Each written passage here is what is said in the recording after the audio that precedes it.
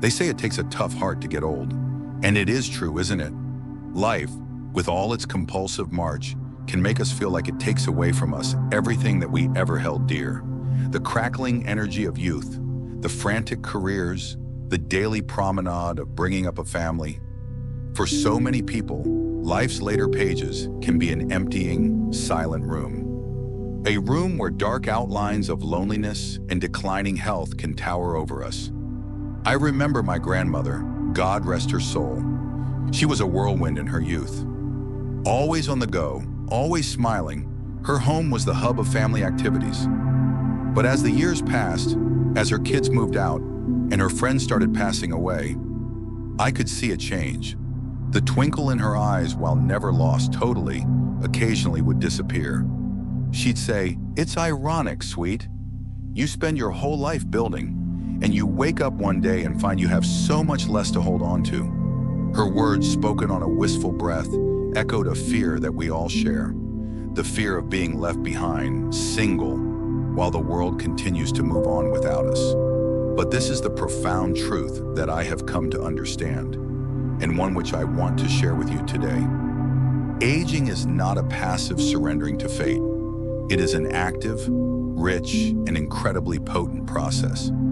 It is a time when we have the wisdom of the ages, the experience of depth, and the pure potential to forge our golden years into something astounding. It is about choosing not to be left behind, but to thrive, to be connected, and to feel deep, lasting happiness. This isn't about living longer. It's about living better. It's about creating habits that don't merely add years to your life, but add value to each and every one of them. Habits that will leave you happy, healthy, and strong, no matter what life brings. So come along with me on this adventure. Let's discover 5 golden habits that can transform your old age from a silent retreat to a lively renaissance. Habit 1, make movement your daily habit. Picture your body not as a fragile vessel, but as a graceful, well-oiled machine designed for motion. Too many years we've been told that as we age, we need to slow down, rest up, and avoid hard work. But that message, I believe, has done us a great disservice. Truth is, movement is medicine. It's the potion of youth, the maintainer of energy, and the faithful friend against the ravages of time. I would think of my old neighbor, Mr. Henderson, often. He was an old fellow, in his 80s, a widower who lived alone. While most people his age would sit back during the day and watch TV or read quietly to themselves. Not Mr. Henderson. Rain or shine, every day he walked. Not a pace, mind you, but a steady, determined walk around his block, sometimes twice.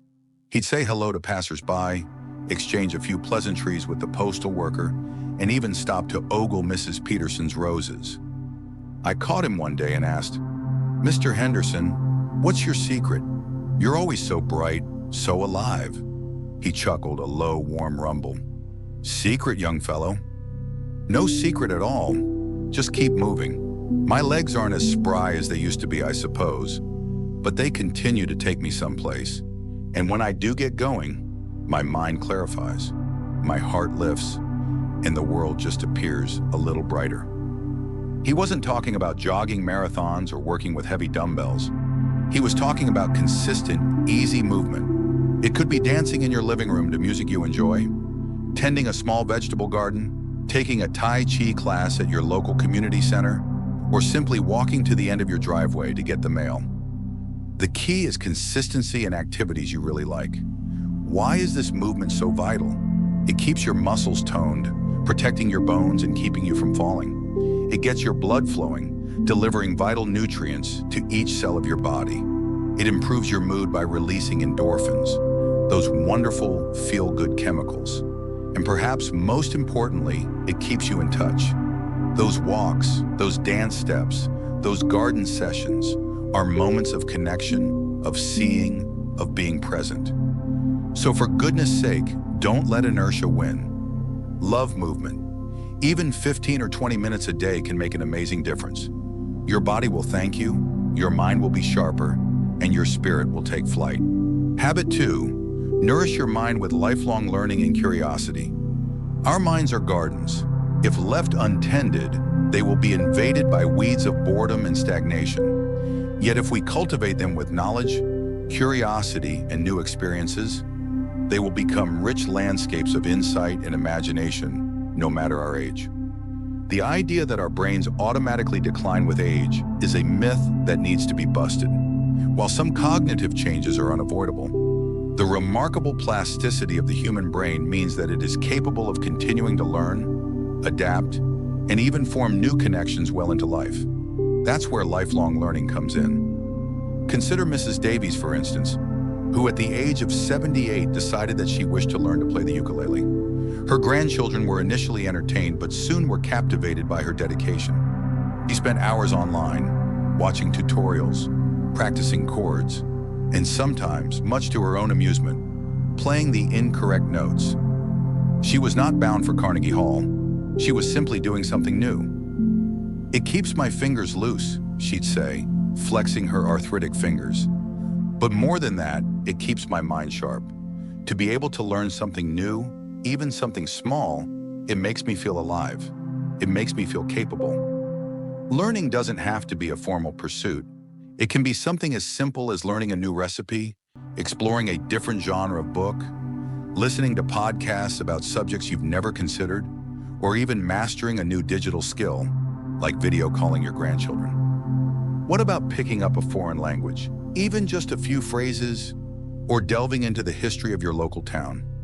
The magic of keeping your mind alive is that it generates curiosity, which is the driver of engagement. A curious mind is never genuinely bored, never truly isolated. It discovers wonders in the mundane, questions in the familiar, and possibilities for growth around every corner. It keeps you mentally acute, adaptable, and contemporary in a rapidly changing world. It's as though you're doing your brain a daily workout, making it strong and resilient to cognitive decline. So what have you always wanted to know? What piques your interest? What is a new thing you'd like to learn that would bring a spark of joy? Don't let anyone say you're too old to learn a new thing. Your mind is such a wonderful gift. Keep unwrapping it. Habit 3, build meaningful relationships. Your support circle. Isolation is quite possibly the worst old age happiness threat. We are social beings, wired for connection. When those bonds fray or disappear, the sense of loneliness can be crushing, impacting not just our emotional, but also our physical well-being. Studies consistently show that healthy social connections are as important to longevity as exercise and diet. Think of it like this. Your social connections are your very own safety net.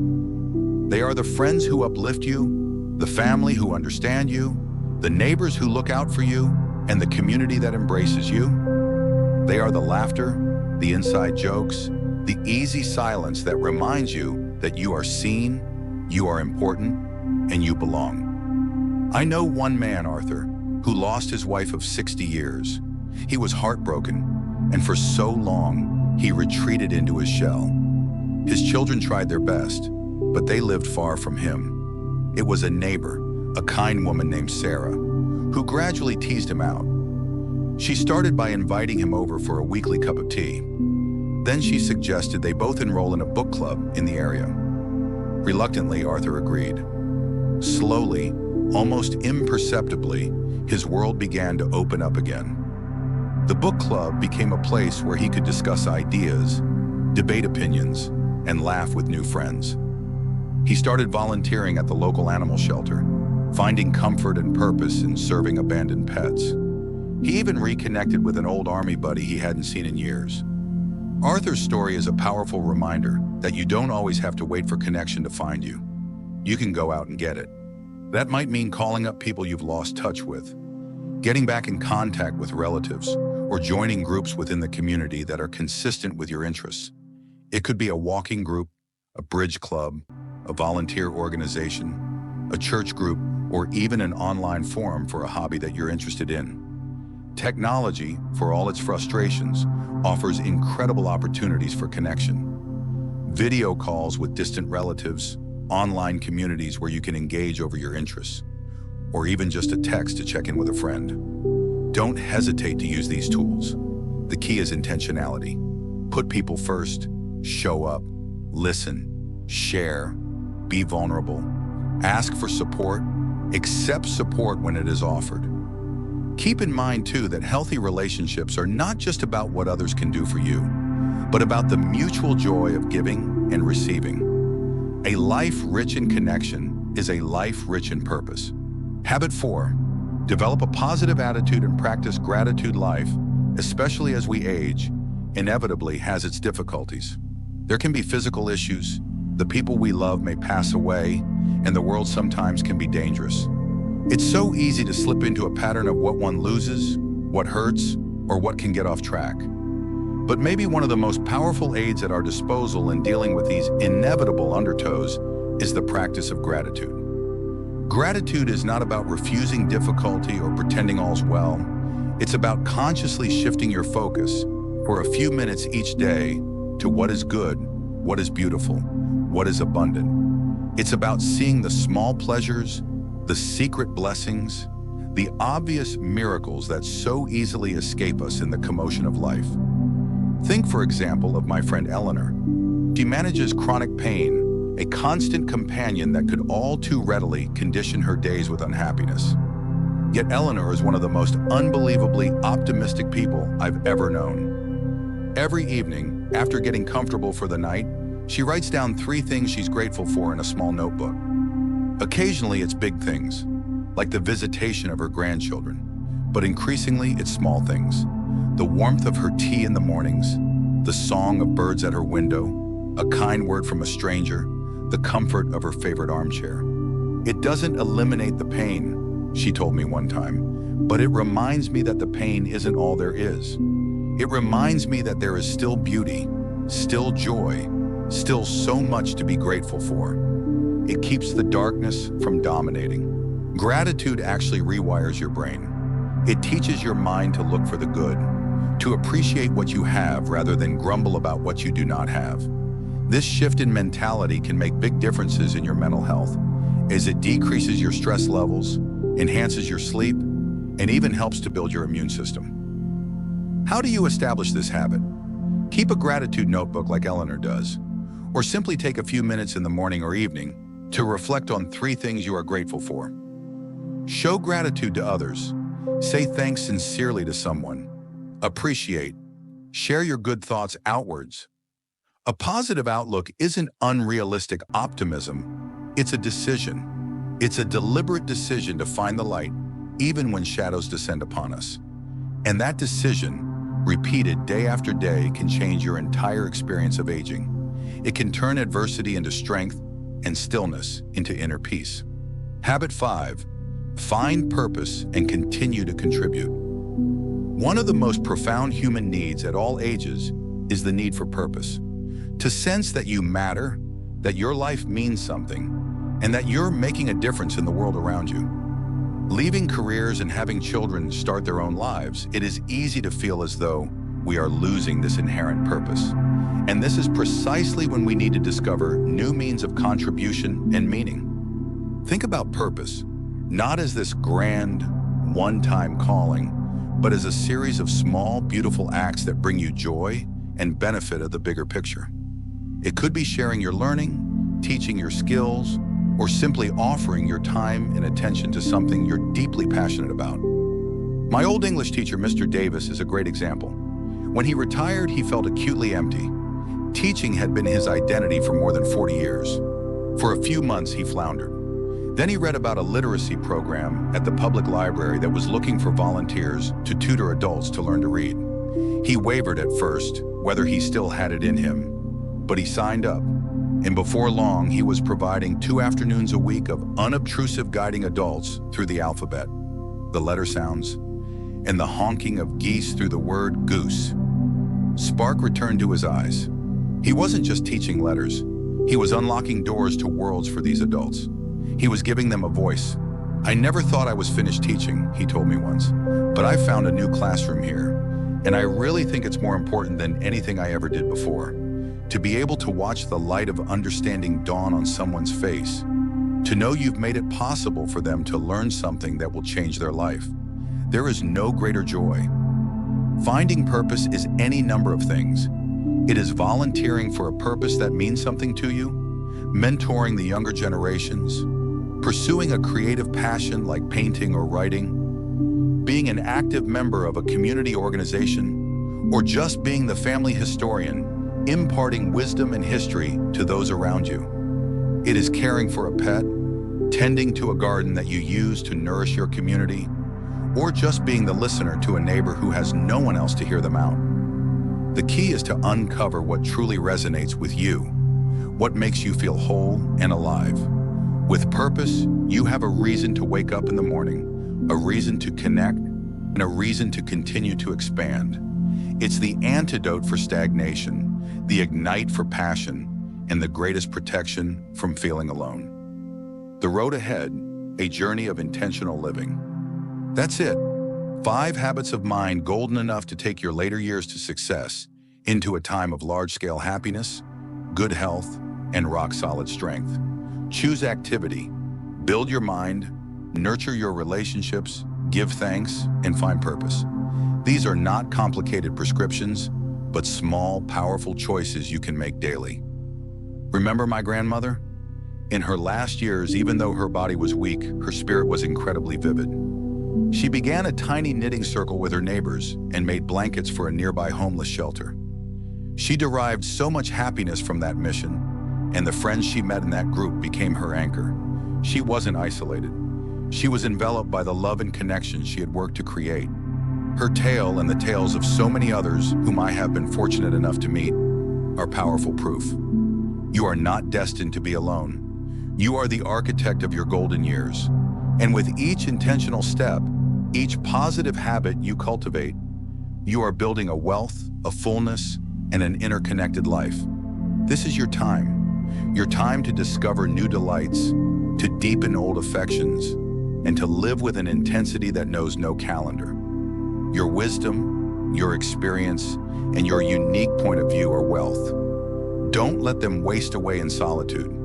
If this message resonated with you, if it sparked a flame of hope or renewed your sense of mission, I want you to become part of our community. Click that subscribe button right now so you don't miss out on upcoming videos that are designed to empower and inspire you. Your support allows us to reach more individuals who need to hear this message. And if you found value in this story, if it made you think differently or resonated with you, please don't forget to like this video. It helps us so much to understand what type of content is most effective with you. Finally, I want to hear from you. Are there some practices that you've adopted that have given you joy and satisfaction in your later years? What would you say to someone who is fearful of aloneness? Leave a comment below. Your testimony, your experience, is a blessing to us all. And if you have a friend or loved one you feel would be blessed by watching this video, someone who is perhaps feeling a little lost and isolated, please do think about sharing this video with them. A share can be so very powerful. Thank you for taking this time with me. Your best years aren't behind you. They are ahead of you, waiting for you to catch hold of them, with purpose, with passion, and with the incredible power that comes from living purposefully. Go out, live well, and flourish.